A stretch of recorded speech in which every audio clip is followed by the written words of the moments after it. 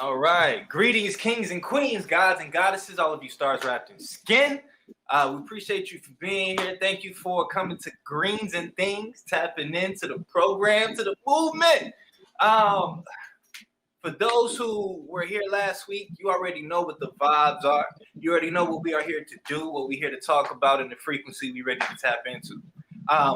This week, let me just do some edification real quick, right? So, my man Critical, my first time meeting him was at the Foundation Room, right? I was new to California, new to the music scene, et cetera, and I heard about this Foundation Room being a dope open mic, right? I walk in, it's at the House of Blues. I walk in, and it's like this room on the second floor all the way in the back. I'm like, yo, this is exclusive. What is this? Yo, this is different. I walk in, and when I go to ask like who to speak to, I was introduced to my man Critical, right? He was the host with the most, and just a vibe that you can't find. You feel me? But with that said, yo, the music itself, it spoke for itself. You know, I was able to tap into his album at the time, which was The Most Critical, if I'm not mistaken. And what was my favorite joint on there? Damn, it's been a while. I can't think of my favorite joint. Yeah, no worries. It's been a while since then. Fast forward to now. I'm happy to know Dre Delamar, actually. You know what I'm saying? Forgot. We switching it up. So long story short, please give it up for my man Dre, aka The Most Critical. Thank you, brother. Thank you for coming on, man. Thank you for having me, my brother. Thank you for having me. Indeed. So when I came to you about this, right, I said we was going to talk about music, your life in alignment with music, your journey, and just really just have studio talk. You feel me? So my first question, man, is go ahead and tell the people, you know, about yourself. Tell them where you at with it. Thank you, my brother. First, I don't mean to answer your question with a question. I just want to be sure that everything's going right. Am I supposed to be seeing myself as well or seeing you at all? Because right now, I just see the Vibe Stream Beats logo. Am I supposed to see anything, or if I don't need to see anything, then I'm good. But if I do, then I'm not sure if we all the way 100. Yeah, no, I believe you are supposed to see both of us. Okay, so I don't see myself or the Vibe Stream, or I don't see myself or you. I just got the screensaver. Yeah. Okay. All right. But if you want me to continue, I will continue until we get it squared away. You know, let's see. 1 second. But yeah, of course, just go ahead and give them a little bit while we go ahead and work on the technical difficulties. Yes, sir. Okay, I go by Dre Delamar. I hail from Santa Ana, California, Anaheim originally. I just moved to Santa Ana, but the Ana's in my good old county of Orange is where I reside. We call it the juice out here. And yeah, man, I am a recording artist. I'm a songwriter. I am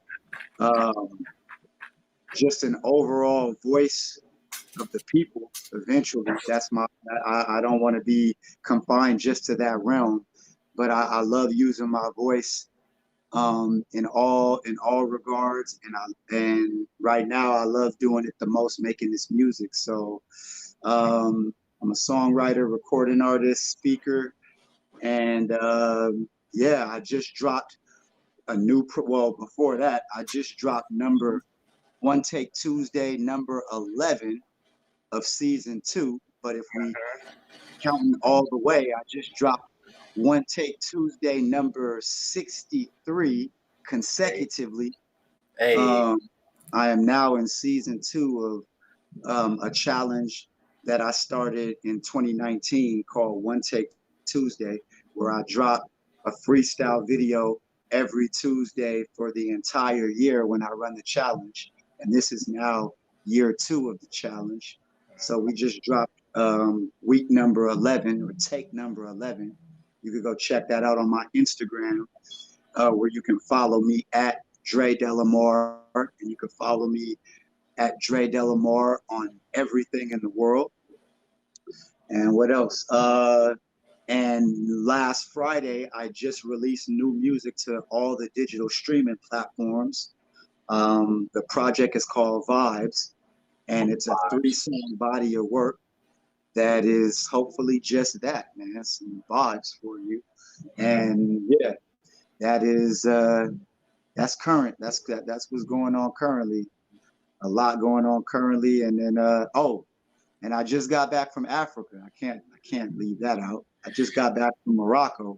Yo, you giving them too much sauce. You giving them too much sauce. The show. I thought you said my bad. Yo. That's current. That's current. That a lot. That's a lot. That's a mouthful. But yeah, man, we living and we living our best life. Yo, this. Yo, dropping sauce for y'all. Okay. All right. So we gonna go ahead and mix that up then. We're gonna go ahead and mix that up. All right. So my second question, man, is what was the song or like the experience that made you want to pursue music? Like, when did this happen? There's a lot of experiences that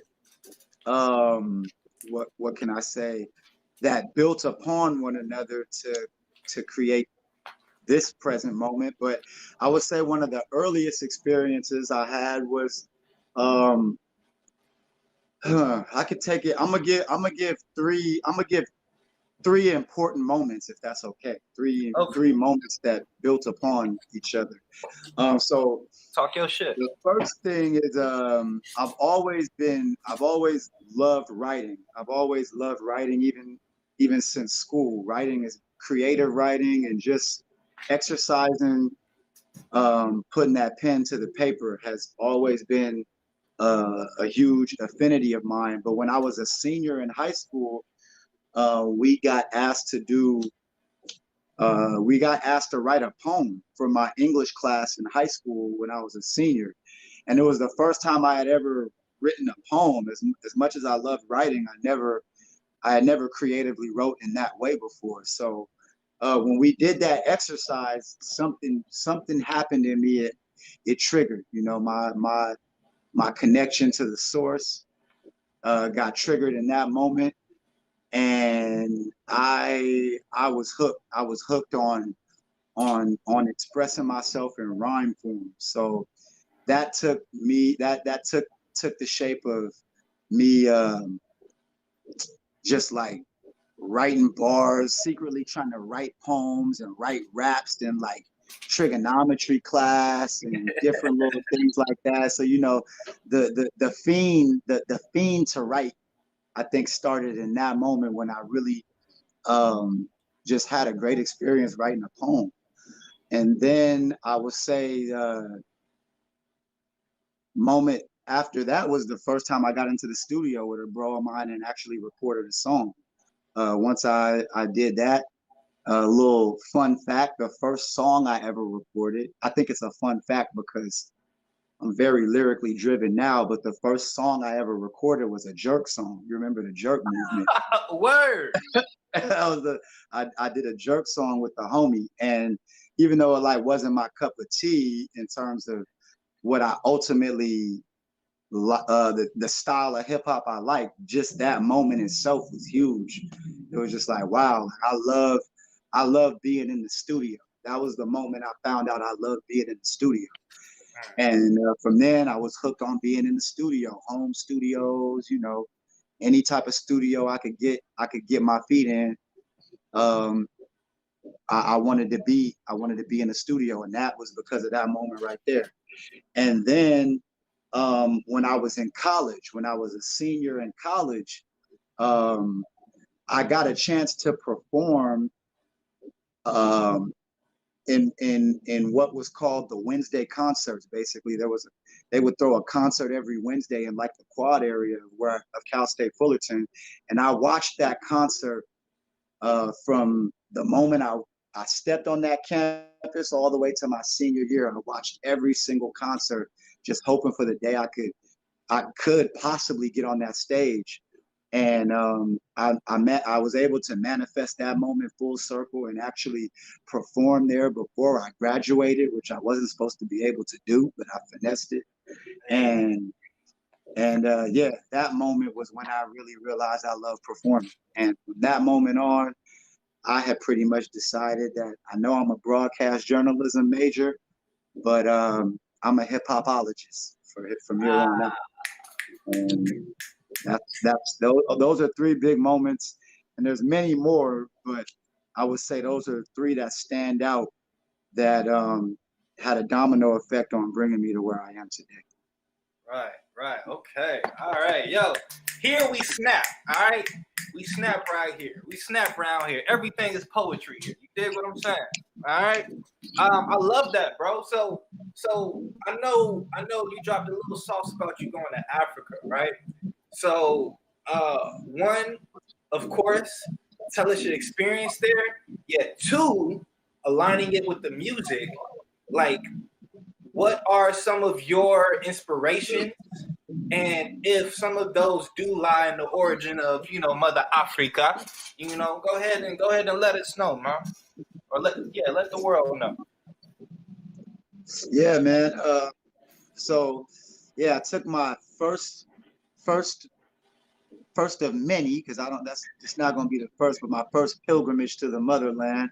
I went to Morocco, Marrakesh, to be specific, and that was like I said, that was really a pilgrimage to get back to the land. And I did some research and just heard that was a great introduction to the motherland. And also in some deeper research I've been doing on nationality, the nationality of in the particular doctrine that I'm studying, the nationality of many of us so-called African Americans can be traced back to the great Moroccan Empire, which came out of ancient Kemet, but went west and went west and went further west and went further west, eventually to the Americas, way before slavery and all of that. So my research had brought me back to the Moroccan kingdom, which is modern day Morocco, Algeria, Tunisia, that area, but which came out of ancient Kemet. So I went back there to go back to what I'm coming to understand is my roots, my origins. And it was great to touch the land. It was great to be embraced by the people there. A lot of people share the same sentiments and remarked my resemblance to the people of Morocco, to the dark-skinned native people of the land. So it was a beautiful experience to just touch home. We as African Americans are very much so disconnected from our heritage there. So that was powerful, and just doing that and going there and being there and touching the land and saying, yeah, like, it all starts here. Right. To know where you're going, you want to go back to where it started. And there was a great empowerment in going back there. As far as connecting it to the music, it's everything at this point in my life is like in some way, shape, or form connected to my artistry, because my artistry is one with my life. Like I live my artistry. So everything I do, I'm in a consciousness where everything I do everything is interconnected. That's the best way to put it. And with the music, it kind of goes hand in hand with just knocking off another thing that could be a limitation. Like us as artists, we kicking down doors every day. We're facing our fears and facing limitation and overcoming limitation and persevering through doubt every single day to continue to be an artist, and making that pilgrimage and doing that, you know, in the midst of a pandemic, you know, when people say, when there's a lot, when fear is at its highest, to look fear in the face and say, you know what, I'm a go to a place I've never been, and I'm gonna go there against all odds. I'm gonna go there with my own money and with no plan and with nobody, just myself. It just went hand in hand with saying, you know, I don't know if what we could say on here or not, but F you to limitation, man. There's nothing that could stop me. And that was just like another act, another exercise in living life to its threshold, you know? And I definitely strive to be an artist to its threshold. And, you know, every life experience that you take to its threshold, to me, is just another reaffirmation on like, man, can't nothing stop us, you know? Do that shit, whatever it is. Do that shit. Do that shit. Do it. I love it. I love that, yo. I love that. So how you feeling? How you feeling like in this exact moment after experiencing something like that, and even just reflecting on it right now? Like what's coming to the heart? Man, surreal. And I said that while I was out there. Surreal is the best word to describe it. Like, to be in a whole nother land, and then to be in the origin of all the lands, the motherland. It was a surreal feeling, man. I mean, a lot of people that look like us, bro, they don't ever leave the city. They don't ever leave their city. They don't ever leave their block.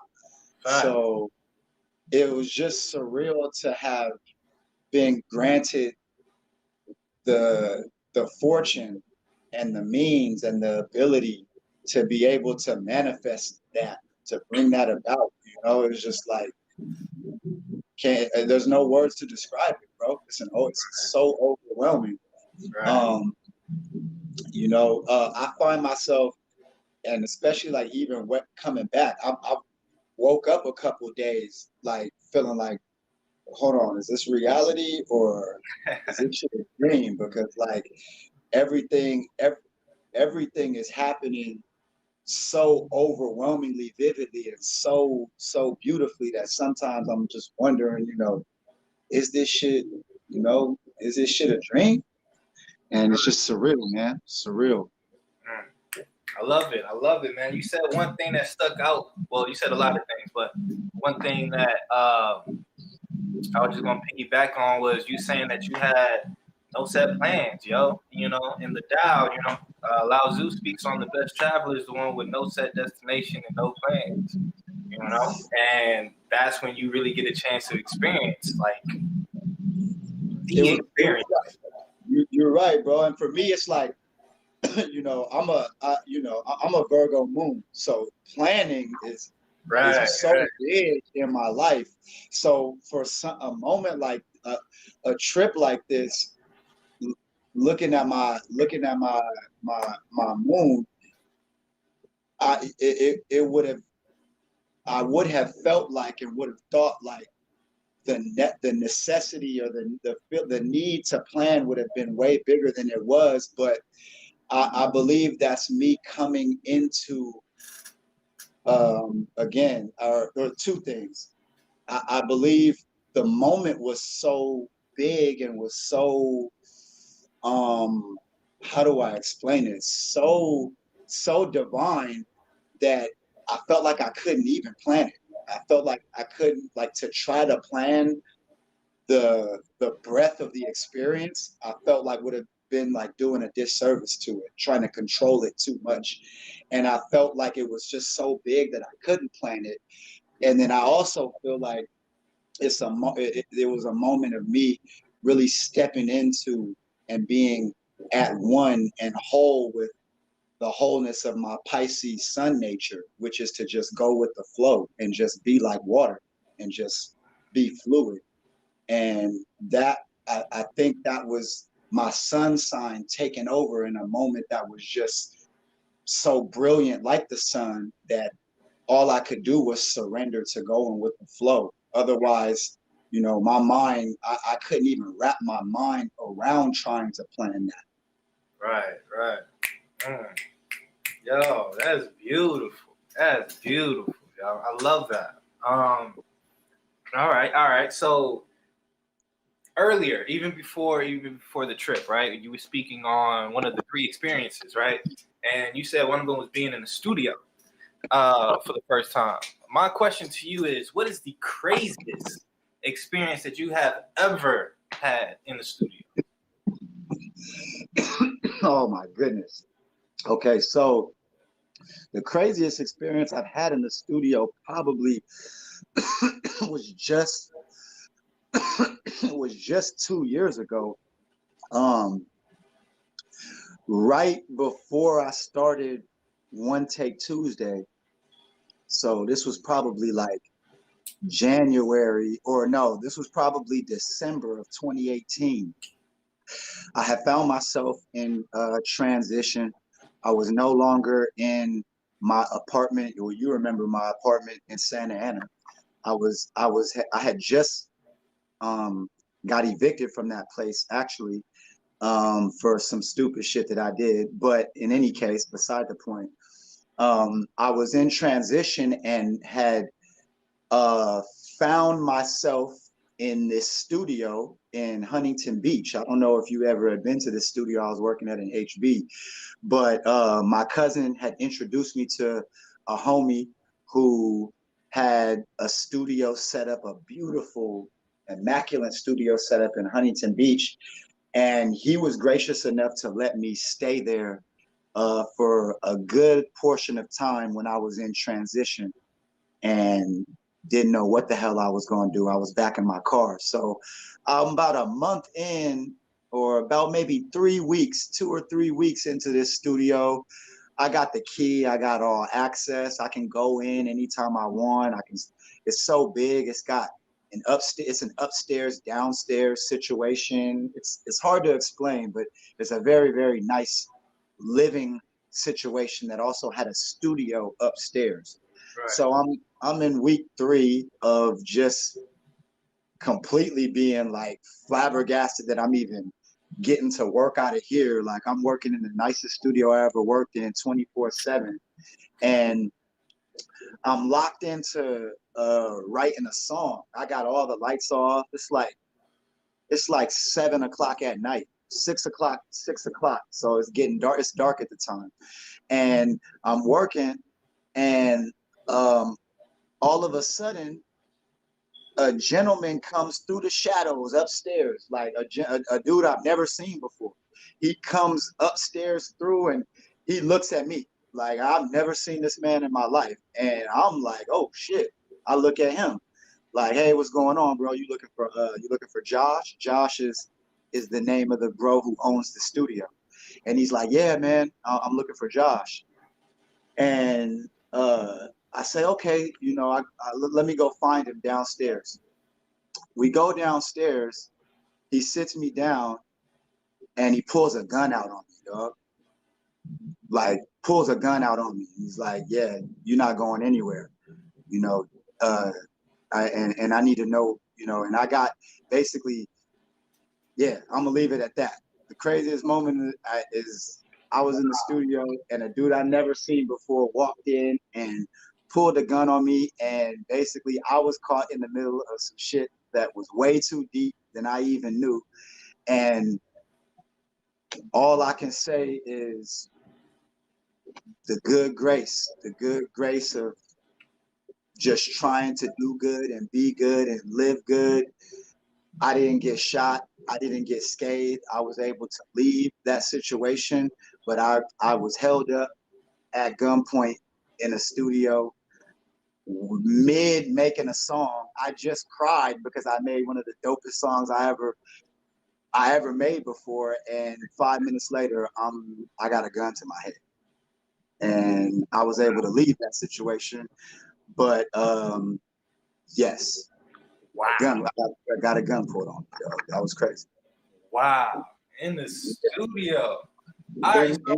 In studio.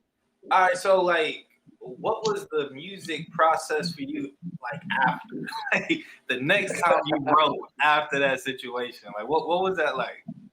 Man, it was crazy because like I remember talking to my bro, my ace, who I would like tell it, who I would just he'd be with me in the trenches, and I'm like, I said, man, was what the most ironic thing about this situation is, even though even though that situation just happened, I want to be back in the studio so fucking bad, and I'm not leaving until I get all my music that's on my hard drive, and I'm not leaving it. Like I basically decided in that moment that yeah, I'm gonna go back to the studio, and I'm gonna keep going back to the studio, and ain't nobody gonna run me out the studio because this is my life. And if I was supposed to go, I was supposed to go right then. But this to me has just made me devoted even much more, as crazy as that might sound. So it had a weird effect on motivating me even more. I was adamant about living this shit out Right. in that moment. It was like a fight or flight, and it was fight times 10. Right. right. Yo, that's crazy, bro. Oh man. So it strengthened my resolve. That's the best way I could say it. That shit made me want it more. Facts. And it's crazy what you say about the resolve, man. Something that I've really started embodying, I'll say in this past year is like, and this is part of the Tao, man. It speaks on weakening the ambition to strengthen the resolve, right? Because ambition is like ambition will end up leading you in places that you don't need to be. I'll put it that way. It'll end up producing certain things that you may have wanted and may not have wanted, and what will be. And the most messed up part about that is you lack the resolve to keep that foundation going or to make adjustments and move forward. Right. So when you can strengthen that resolve, that's it. That's it. So just hearing that, yo, I'm just like, I'm looking at you like, yo, that's crazy, man. Yeah, you had you all that, bro. Everything you said, 1000%. Again, it's just another thing, like I said earlier, about just facing fears, and and I never had no explicit intention to face that type of fear or overcome that type of situation, but it's definitely that, among several other things that I'm sure I'm going to be faced with along this journey, was a fear that was there, and you understand what you're truly called to when you choose, when you figure out what fears that you're willing to face for what you love. That's when you start knowing, wow, I really love this. Because like something like this, which terrifies my conscious or subconscious mind, even when brought to the forefront, it's not an obstacle. It's not really a barrier. And that's when you know, you like, those are the things. Anything else, I can honestly say I would have never came back to that situation, but for this, because it's so in me, because it's something I have such a passion to be fully felt about. Right. And speaking about the music, yo, for those who have not tapped into this man's catalog, please make sure you do so and check this. If you ain't gotta believe me. This next question gonna make you want to check him out. So, bro, check it. What artist would you love to work with right now? Oh man, I love to work with Cole, man. Of course, Cole. It'd have to be Cole. Cole or Kendrick. Cole and Kendrick. I can see that. Featured with Pharrell on the production. Okay, all right. So why do you choose Cole and or Kendrick? Because you know why, man. Them those People, hey, those, act like I'm the audience. I don't know. I don't know why. It's something about the way they're able to, whether it's a dope beat or it's not my favorite beat, completely capture me with their with their words and how they exercise their vocabulary and the soul that's in the things that they speak. It's something about the way that they're mutually exclusive of the beat. Like I don't even need a beat to be completely captivated and inspired and motivated and just taken to a place through lyricism. And that, with all the GOATs, that their ability to do that is really what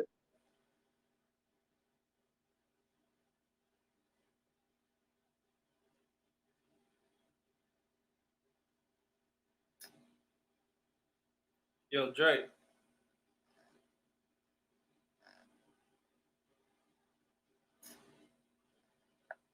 Yeah. Oh yes, sir. We good now? Okay. My man. Now I see you. How long we been there?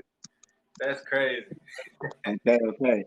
But yeah, man, it's something about the way they use their words, man. And that's what made me fall in love with hip hop. Something about the way their words can completely penetrate the soul. And that's what made me fall in love with hip hop. And that's what I strive to do no matter what when I'm on the track, is lyrically take you somewhere, lyrically be what's right across your chest. Right. I like that. You do it well. My man. You know, and especially with your voice too. You know, you got that voice that strikes through the beat. Thank you. You know what I'm saying? And the bars and the lyricism is there, so it's I can see that. I can see that. You know? All right, so appreciate you, bro. Indeed. So I know you mentioned it in the beginning. Yeah, go ahead and tell the people, like, what you've been working on one more time, projects that just came out. Just go ahead and let them know where to find you, where they can go ahead and stream and just follow you and, you know, be a part of the journey.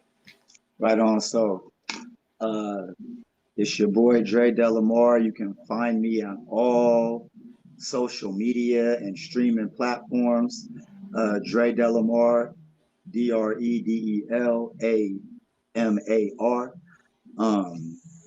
Currently, I just dropped my new project Vibes, which is available on all streaming platforms. It's a 3-song project that is exactly what the name entails. You know, the description is in the music. Just press play. Also, I just dropped One Take Tuesday, number 11 of season 2. And you can check out One Take Tuesday on my Instagram. Any of those videos that you see with me in them, most likely is me getting those bars off on a Tuesday. And you could click on that hashtag and see all 63, because there is a season 1 that did get fulfilled. You could see all those videos, and you could just expect more releases. I'm keeping the content coming. I'm keeping the music coming this year. And yeah, but go get that Vibes on all streaming platforms. Most importantly, go stream that, and if you like it, go share it with a friend. Indeed, my brother. All right, so for the second to last question, sativa or indica? Ooh, hoo, hoo, hoo, hoo, hoo. Hey, hey, it's sativa over here, man. Sativa, My and the God. reason is sativa. You know, it's for team. It's for the boss team, man. It's for those who still trying to get shit done. It's for team get shit done. Okay. Facts. I, right Talk now, shit. I I get like I do 90% sativa, but I do keep a little bit of indica for the night. But it's sativa all day, and strain Jack Herrera. Woo-hoo-hoo-hoo. Yo, Jack Khzzari, yo, quick story. I was in Jersey with my cousin. Friends was having a party. We had Jack. That was my first time ever having Jack Herrera, and we had Jack Daniels. Right. Long story short, I asked the girl to marry me, have a baby. I fell asleep in a car seat.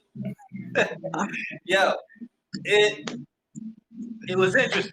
It was Oh very, my very. I God! was trying to go in the pool and everything. You know, it was interesting, very interesting. I've had Jack Herrera since, and I can see why I asked Shorty to marry me. I was feeling good. You understand? Man, You know, don't Jack it be Herrera having you is a feel? beautiful strain. I like that. Oh my goodness! What you smoking on right now?